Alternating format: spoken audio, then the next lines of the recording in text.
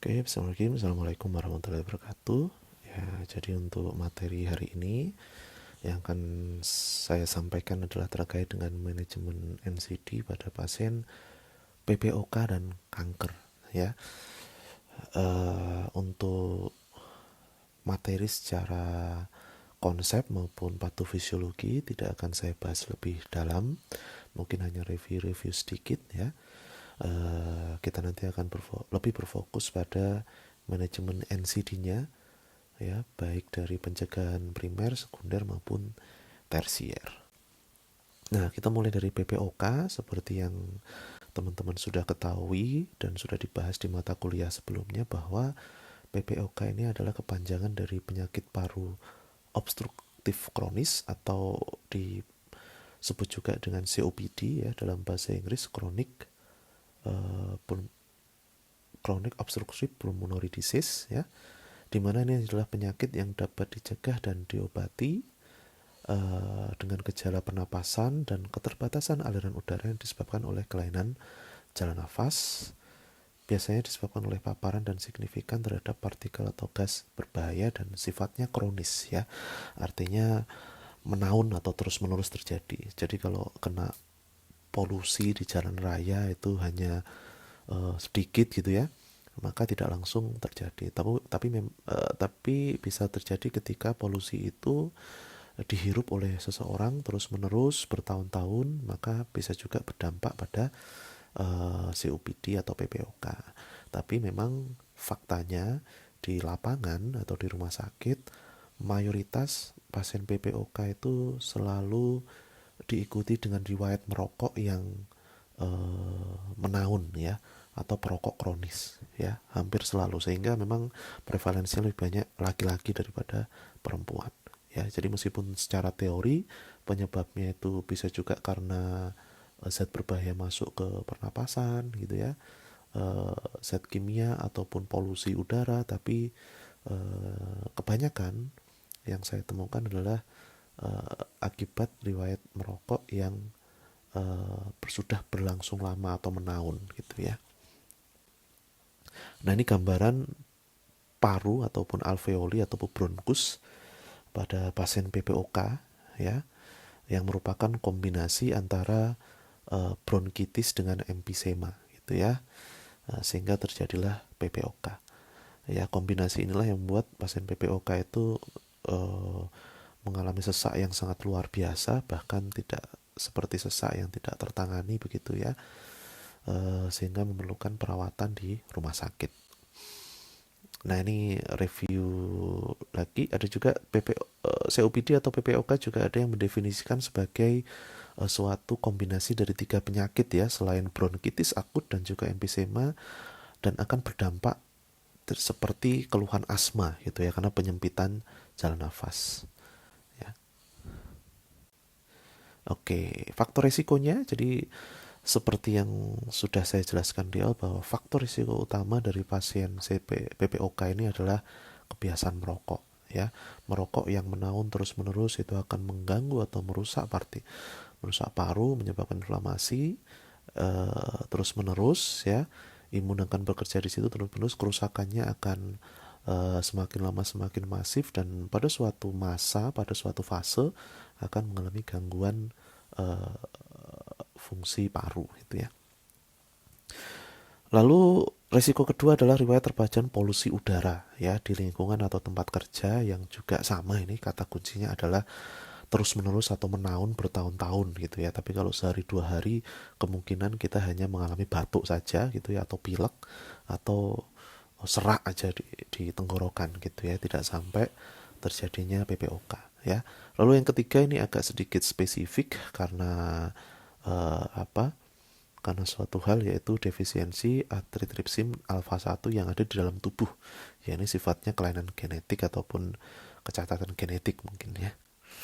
Dan ini klasifikasi PPOK, ini nice to know saja bahwa ada ringan, sedang, dan berat disesuaikan dengan gejala klinis dan spirometrinya ya. Ada kata kunci di situ adalah eksaserbasi. Apa itu eksaserbasi? Adalah kambuh. Jadi memang PPOK ini apa tidak bisa disembuhkan ya, karena kerusakan parunya itu bersifat masif, kronis ya, sehingga tidak bisa disembuhkan. Yang bisa dilakukan adalah mengendalikannya agar tidak kambuh atau eksaserbasi ya, sehingga ketika dia sesak dia masuk rumah sakit, lalu ketika di rumah sakit diobati, diberikan penanganan, diberikan terapi oksigen, obat-obat untuk inflamasinya, sudah sembuh lagi gitu ya, lalu pulang ke rumah. Nah di rumah itu harus menjaga lifestyle-nya, pola hidup sehatnya, sehingga tidak mengalami kekambuhan atau eksaserbasi. Kalau kambuh lagi masuk rumah sakit gitu ya. Ini salah satu karakteristik dari penyakit kronis itu adalah mengalami kekambuhan, sama seperti stroke. Kalau stroke bahasanya adalah stroke berulang ya. Nah ini penata laksanaannya, jadi ada obat-obatan yang harus diminum untuk mengendalikan atau menjaga PPOK ini biar tidak kambuh atau eksaserbasi begitu ya. Terus ada penunjangnya juga, yaitu rehabilitasi ya, karena memang untuk menjaga biar tidak kambuh lagi itu ada rehabilitasi. Dan apa itu rehabilitasi? Berisi edukasi ya terkait berhenti merokok ya, dan memang harusnya sih kalau sudah PPOK berhenti merokok ya. Dan kebanyakan pasien yang saya temukan ketika sudah didiagnosis PPOK memang tidak merokok lagi ya. Lalu latihan fisik dan respirasi seperti pernapasan pulse breathing atau buteyko itu ya, itu diajarkan agar pola nafasnya itu menjadi lebih konstan dan juga lebih teratur ya. Dan nanti ketika muncul sesak apa yang harus dilakukan itu harus diberitahu ya. Juga nutrisi gitu ya, jangan sampai nanti mengalami malnutrisi. Terapi oksigen harus disiapkan. Nah biasanya pasien-pasien PPOK ini juga punya oksigen di rumah untuk penanganan mendadak ataupun jangka panjang di rumah untuk mencegah eksaserbasi, ataupun ketika eksaserbasi tapi masih dalam proses ke rumah sakit gitu ya, bisa diberikan terapi oksigen di rumah. Ventilasi mekanik jika sudah parah ya. Nah kita masuk ke pencegahan primer yang menjadi intisari dari manajemen NCD pada materi ini, yaitu sekali lagi pencegahan primer adalah mencegah biar tidak terjadi PPOK. Jadi pada orang-orang yang sehat ya, dengan mengendalikan faktor risikonya. Seperti yang kita ketahui tadi, faktor risiko utama dari PPOK ini adalah merokok, sehingga ya tidak merokok gitu ya. Atau yang sudah merokok diedukasi untuk berhenti merokok ya, karena memang merokok ini suatu hal yang sangat susah untuk dihentikan ya. Saya menyadari itu karena memang dia mengenai unsur adiksi di otak ya. Jadi kalau berhenti langsung itu tidak bisa. Berhentinya secara bertahap dan harus atas kesadaran dari yang merokok itu sendiri ya. Jadi mau tidak mau pencegahan primer untuk PPOK adalah yang paling utama adalah berhenti merokok. Yang kedua adalah menghindari paparan asap rokok. Jadi kalau sudah tidak merokok tapi kok lingkungannya merokok, ya kita harus menghindari itu, atau mungkin pakai masker gitu ya, ataupun misal bekerja di tempat-tempat yang tinggi polusi udaranya ya, seperti di jalan raya gitu ya, ataupun di pabrik-pabrik gitu ya, sehingga APD-nya harus dipakai agar tidak terkena polusi. Mengurangi paparan debu kimia di tempat kerja, ini barangkali bekerja di tempat-tempat yang berdebu dan terkena paparan kimia ya, sehingga harus mengurangi paparannya dengan menggunakan APD ataupun PHBS ya, edukasi perilaku hidup bersih dan sehat.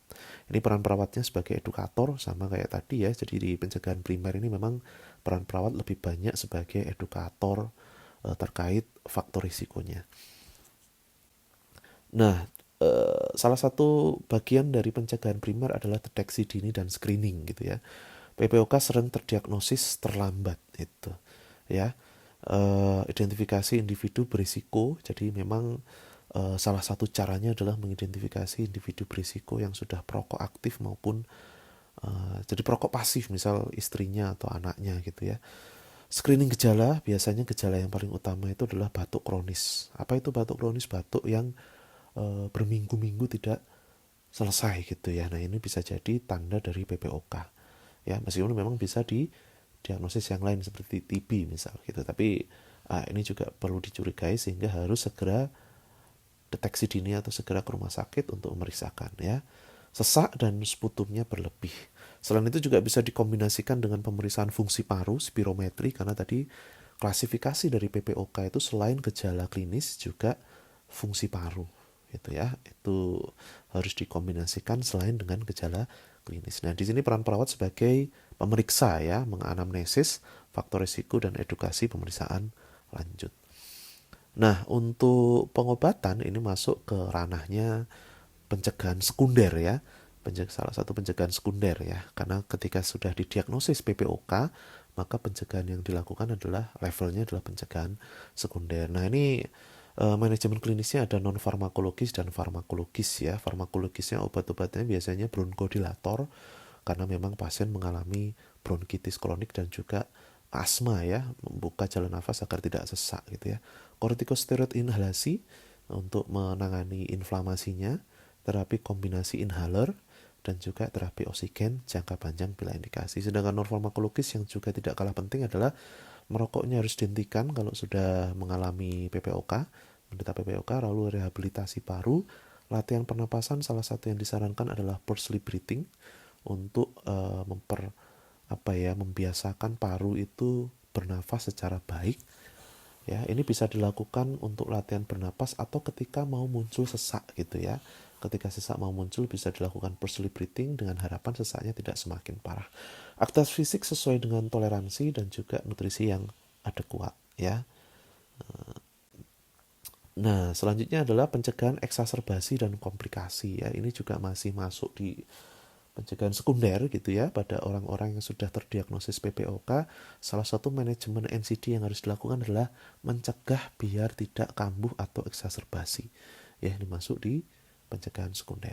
Apa yang dilakukan? Jangan sampai terjadi infeksi saluran nafas. Pasien PPOK kalau sudah terkena infeksi misal flu gitu ya, batuk ya, ataupun faringitis misal gitu ya, infeksi saluran nafas, maka akan memicu PPOK-nya untuk kambuh atau eksaserbasi. Ya, sehingga harus dijaga jalan nafasnya biar tidak tertular penyakit itu ya. Vaksinasi influenza dan pneumokokus ini bisa dilakukan dalam rangka biar mengurangi risiko terjadinya flu ataupun pneumonia. Karena ketika dia influenza masuk, pneumokokus masuk ya, menjadi pneumonia maka akan memperberat penyakit PPOK sebagai penyakit komorbid ya. Jadi komorbid ini menjadi pemberat ya pada pasien PPOK.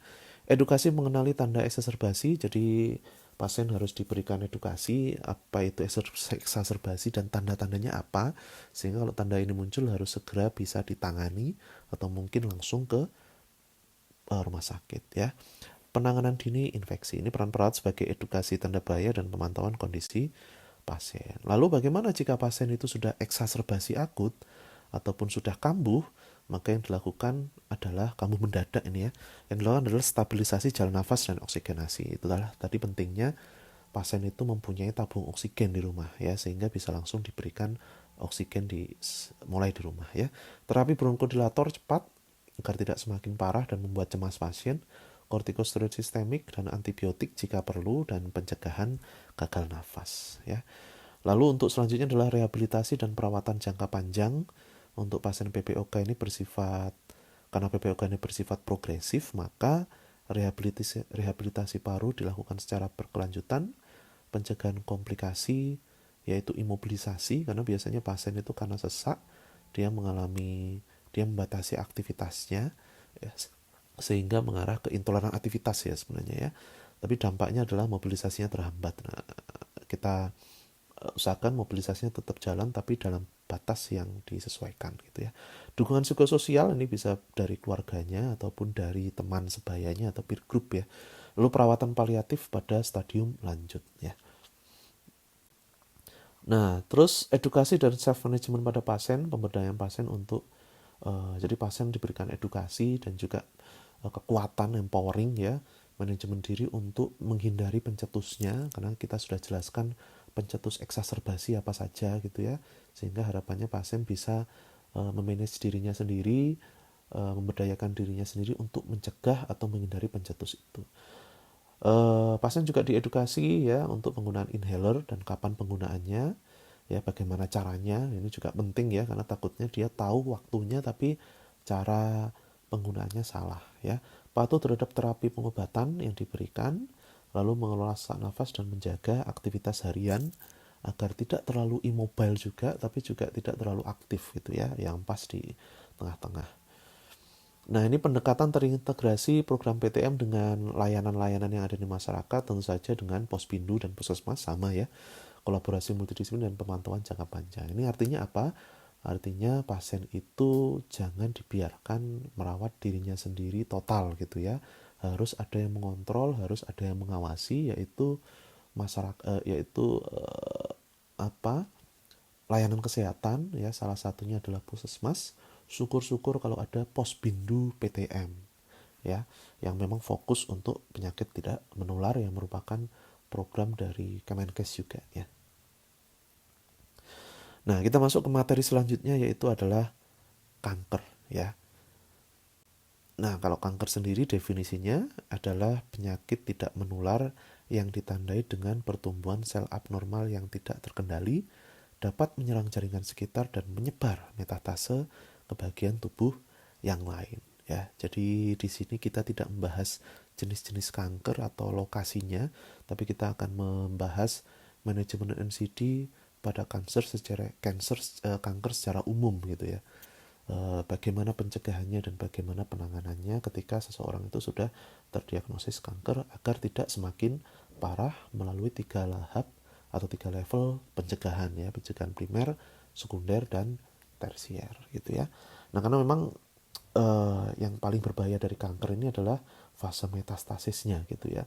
Kalau dia masih belum metastasis, itu insya Allah masih bisa dikendalikan, masih bisa diobati dengan kemo maupun dengan radioterapi. Tapi kalau sudah metastasis ini agak susah ya, dan akan menurunkan harapan hidupnya gitu ya. Sehingga manajemen NCD berupaya sekuat tenaga agar pasien kanker ini tidak sampai jatuh ke tahap paling akhir, yaitu metastasis. Etiologinya adalah sebenarnya etiologi CA itu atau karsinoma atau kanker itu masih idiopatik ya, belum diketahui penyebabnya apa, tapi diduga karena perubahan mutasi genetik, diduga karena agen karsiogenik ya, baik karena faktor internal maupun eksternal gitu ya, yang memicu terjadinya proses pertumbuhan sel yang tidak terkontrol dan kematian sel yang normal gitu ya. Nah, ini beberapa faktor risiko. Ini cancer secara umum ya. Yang paling utama adalah merokok. Ini ada kaitannya sama PPOK. Itulah mengapa materi ini digabung ya. Ada sedikit-sedikit persamaan gitu ya. Salah satunya adalah merokok. Kalau merokok maka merupakan faktor risiko kanker di saluran pernapasan gitu ya. Ataupun paparan asap rokok atau perokok pasif ya. Lalu pola makan tidak sehat ya. Ini tinggi lemak, rendah serat. Nah, kalau pola makan tidak sehat ini akan meningkatkan risiko kanker di saluran pencernaan. Ya, bisa CA kolon ya, CA di area usus, tapi yang paling sering biasanya CA kolon atau CA rekti gitu ya. Kurang aktivitas fisik dan obesitas. Nah, ini juga bisa menyebabkan atau memicu terjadinya regenerasi sel yang abnormal, konsumsi alkohol, paparan zat karsinogenik, bahan kimia atau radiasi yang terpapar terus-menerus ya, sehingga memicu pembelahan sel yang abnormal.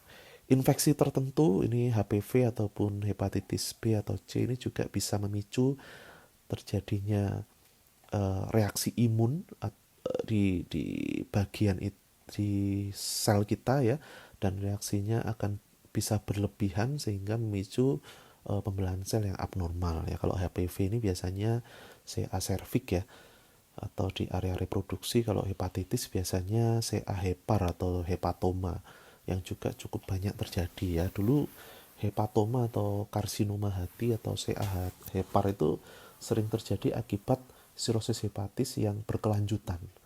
Tapi sekarang banyak sekali pasien CA hepar yang muncul secara mandiri tanpa didahului oleh karsinoma. Didahului oleh sirosis hepatis ya, tiba-tiba langsung CA hepar atau hepatoma gitu ya. Faktor usia dan riwayat keluarga, ini juga ada beberapa kanker itu menurun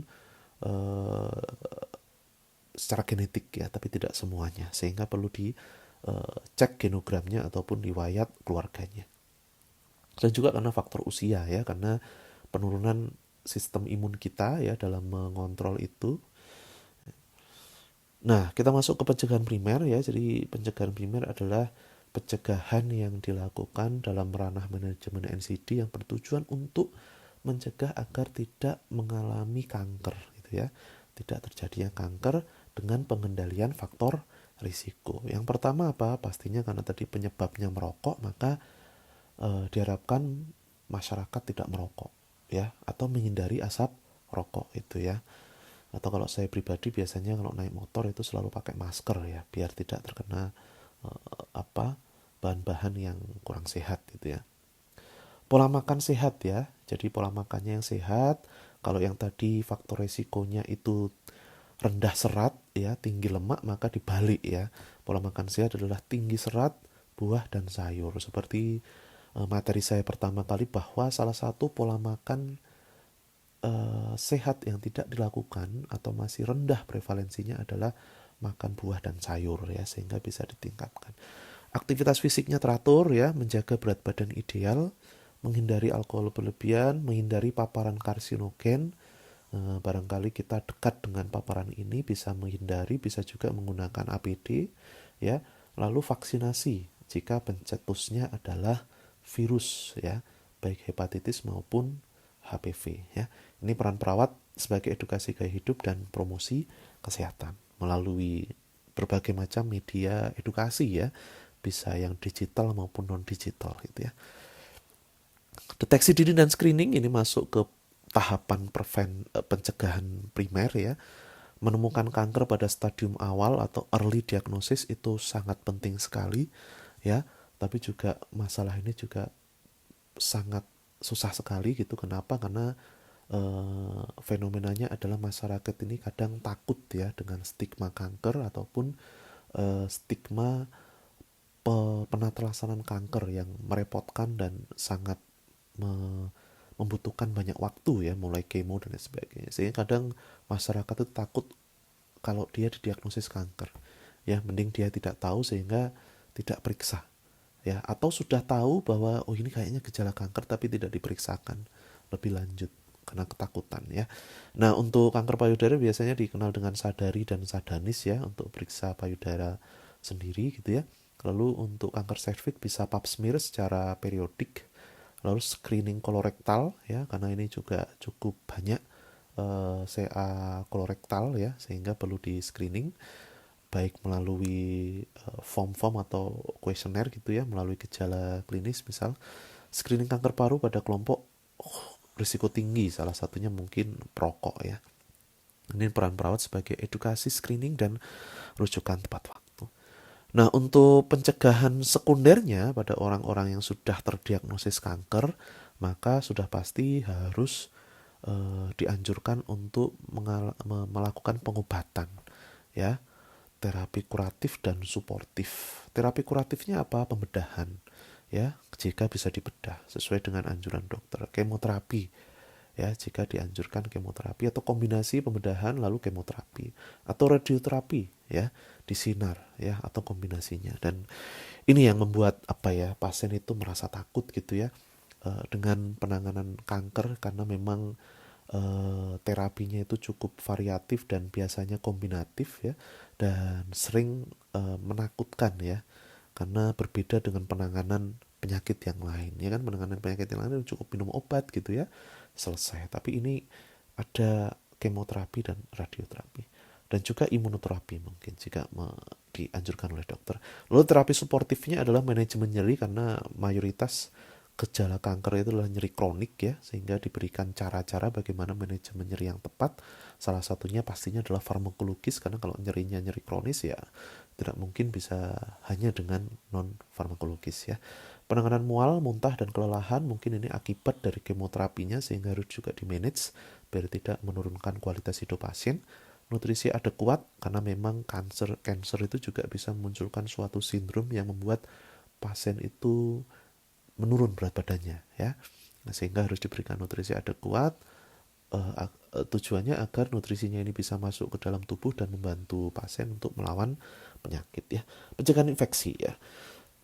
Lalu peran perawat itu monitoring efek samping dan keselamatan pasien. Nah, pencegahan sekunder yang lain adalah mencegah progresivitas dan kekambuhan ya. Jadi bagaimana kanker yang sudah terdiagnosis tadi itu tidak semakin parah. Kalau stadiumnya 1 ya masih 1 gitu ya, jangan sampai meningkat jadi 2A atau bahkan 3 atau 4, tetap menjadi 1 ya, dan biar tidak kambuh ya keluhannya. Dengan cara apa? Pemantauan rutin ya, kontrol rutin ya. Jadi kalau sudah dijadwalkan kontrol itu ya harus datang gitu ya, kepatuhan terapi dan deteksi komplikasi dini ya. Ya, jadi pemantauan rutin ini salah satu yang cukup penting ya, karena biasanya di sini pasien itu yang sudah mulai gugur ya atau malas itu ya, karena mungkin tempat untuk kontrolnya itu jauh, tidak ada di tempat kita, harus pergi keluar kota gitu ya. Kalau mungkin daerahnya daerah yang apa, tidak ada pemeriksaan tersebut ya. Seperti misal dia didiagnosis CA cervix gitu ya. Nah, pemeriksaannya itu ternyata hanya ada di luar kota yang jaraknya itu 4 jam misal seperti itu.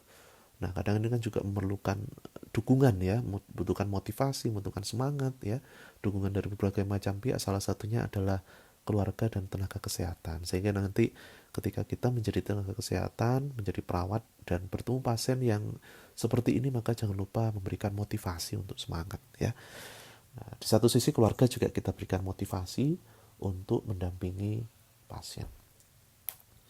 Nah, pencegahan tersier tujuannya adalah tidak terjadi apa ya, disabilitas ya, mengurangi dampak jangka panjang dari kanker, yaitu rehabilitasi fisik, manajemen disabilitas, dukungan psikososial dan reintegrasi sosial gitu ya. Ini juga sangat penting.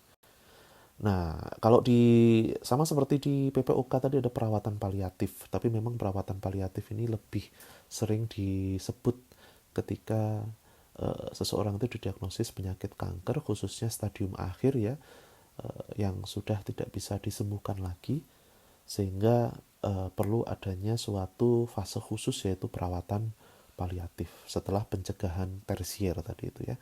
Nah, untuk kanker stadium lanjut maka pengendalian nyeri dan gejala. Jadi di fase-fase akhir paliatifnya itu diharapkan pasien itu bisa menikmati hidupnya dengan mengurangi gejala maupun nyerinya. Lalu dukungan psikologis dan spiritual juga harus ditingkatkan ya, peningkatan kualitas hidup dan pendampingan keluarga ya. Jadi peran perawat di sini adalah pemberian pelayanan secara care berbasis empati dan juga secara holistik. Nah, ini perawatan paliatif mungkin teman-teman sudah mendapatkan juga ya, sehingga bisa diintegrasikan di pasien kanker ini. Edukasi dan self management pasien, ini pemberdayaan pasien ya. Jadi kembali lagi bahwa keputusan akhir itu mau sembuh atau enggak itu berasal dari pasien. Kita hanya bisa memberikan informasi, kita hanya bisa memberikan motivasi, kita bisa hanya memberikan jalan-jalan atau tips-tipsnya, tapi kembali lagi mau sembuh enggaknya, mau diambil enggaknya itu dari pasien sendiri gitu ya. Sehingga perlu pemberdayaan dari pasien itu agar bisa melakukan tindakan dan merasakan efeknya gitu ya. Karena semakin pasien itu bisa merasakan dampak positif dari apa yang dilakukan, maka dia akan semakin semangat dan semakin mudah untuk diberdayakan. Gitu. Pemberdayaan pasien untuk apa? Untuk memahami penyakit dan terapi, lalu mengelola efek sampingnya. Jadi efek sampingnya biar tidak terlalu banyak, baik itu efek samping terhadap penyakitnya maupun terhadap penanganannya, penatelaksanaannya seperti kemoterapi tadi itu ya, yang menjadi fokus, banyak fokus penelitian perawat sekarang ini adalah terkait dengan kanker adalah dampak dari kemoterapinya. Menjaga nutrisi dan aktivitasnya agar semakin lebih tetap bertahan dan tidak turun ya energinya, patuh kontrol dan pengobatan ya, khususnya kalau sudah diresepkan untuk kemoterapi harus rutin pengobatannya. Nah, pendekatan terintegrasi program PTM memang harusnya pasien-pasien kanker ini juga terintegrasi dengan layanan PTM yang ada di masyarakat ya, di puskesmas ya. Cuma memang seperti yang sempat saya bilang bahwa Pospindu PTM ini masih belum banyak berkembang, hanya beberapa saja ya. Tapi juga bisa di cover dengan layanan puskesmas yang lain ya. Maksud saya, meskipun belum ada Pospindu PTM bukan berarti kita tidak menganjurkan pasien itu periksa ke puskesmas ya, tetap ya Harapannya apa? Ketika semakin banyak pasien PTM atau NCD ini periksa ke puskesmas, itu semakin meningkatkan data bahwa PTM ini mau untuk periksa ke puskesmas sehingga segera dibentuk Pospindu PTM gitu ya. Rujukan berjenjang seperti sistem BPJS itu yang sudah ada ya, diikuti kolaborasi multidisiplin dengan tenaga kesehatan yang lain, mungkin ini salah satunya dengan gizi karena harus konsul gizi terkait dengan nutrisi yang harus diberikan pada pasien-pasien CA biar tidak lemes ya dan tidak semakin turun berat badannya gitu ya. Lalu monitoring jangka panjang.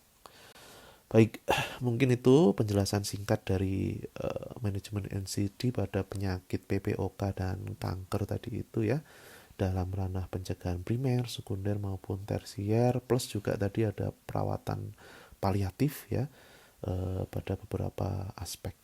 Semoga bermanfaat. Saya kira wassalamualaikum warahmatullahi wabarakatuh.